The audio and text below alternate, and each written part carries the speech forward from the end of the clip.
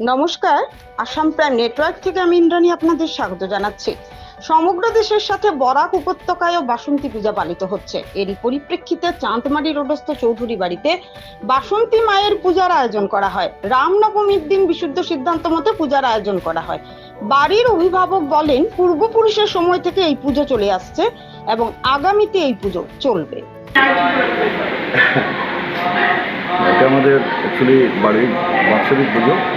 ভাদ্র প্রযুক্তি যে বছর হয়েছে পুজো ঠিক আছে, এটা মানে আমাদের পূর্বপুরুষ থেকে চলে আসছে।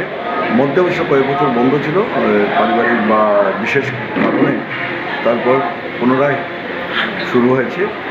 তো যতদূর জানি আমাদের পূর্বপুরুষের সময় থেকে চলে আসছে, একজ্যাক্ট সময় তো বলা যাবে না, আর এইভাবে চলে আসছে এবং আশা করি আগামীতেও চলবে।